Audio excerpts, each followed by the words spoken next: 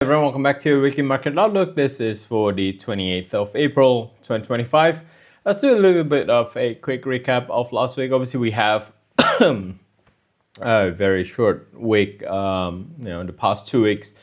And yeah, if we take a look at the numbers last week, it doesn't really have a huge impact into the market, in all honesty, because of all the tariff issues. So not really looking at a lot of the fundamentals impacting the market last week, and there was actually a really low volume in terms of trading volume last week as well. But yeah, overall manufacturing numbers is a little bit mixed on the European side.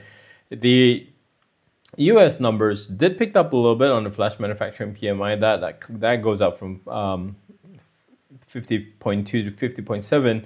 But again, as I said, we didn't see a lot of this impacting into the market. This week, we're probably going to get a lot more impact into the market. And obviously, one thing to note, Asian session is going to be a little bit quiet because the Golden Week is going to start in Japan from 29th of April, which is tomorrow.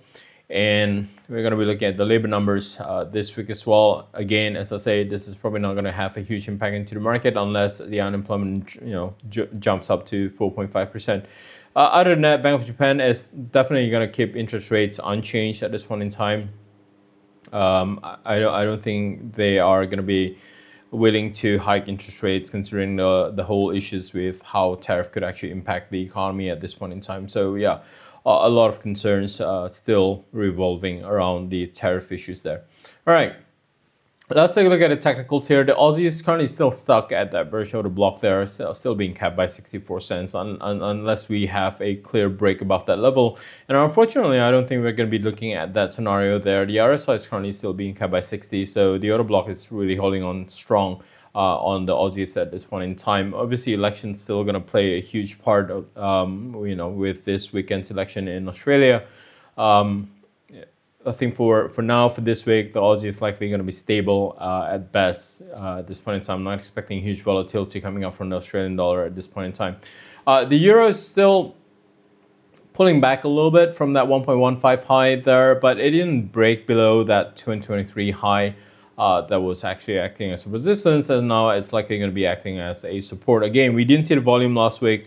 And whatever pullback, it's not really driven by a huge volume, so it might actually be a little bit of a trap here for the Euro USD in terms of whether or not this is actually a real pullback on the Euro USD. Similar situation with the sterling here. Sterling is unable to break that 2024 high, and again, we saw that volume drops. RSI still above 60, so there's a higher probability that this could actually still be able to push higher than last year's 2024 high. So for the sterling here, I would say this is a little bit more on the bullish side compared to the euro. And especially what we are looking at here is that we have a bullish pattern developing on the sterling right at this point in time. So, any strong buying momentum on the sterling, especially around the 1.33 or 1.32 level, I'm thinking more around the 1.33 level where, a lot of traders is potentially picking up the sterling here.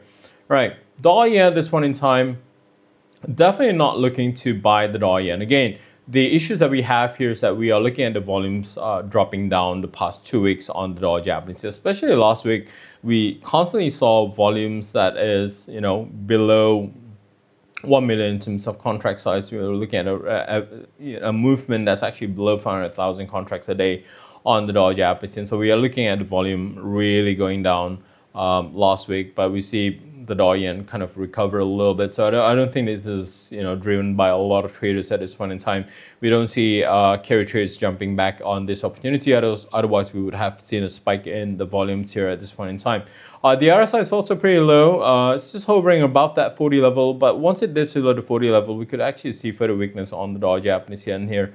So this one here, it might look like, oh yeah, sure, it bounces off that 140, kind of create a little bit of a double bottom, but there's no volume driving the price recovery last week. So you guys need to be a little bit more careful on this one here, where we've seen the market kind of recovered, but there's no volume behind it.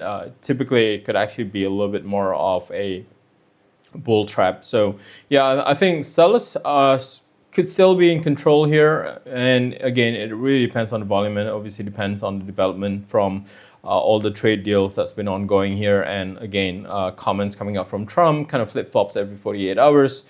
So that's something that you guys need to be careful about. We are normalizing, but we're really not, we're not really clearing out of the situation at this point in time. And again, with the tariff being paused for 90 days, that would put the second quarter into pretty much every day as an intense moment at this point in time.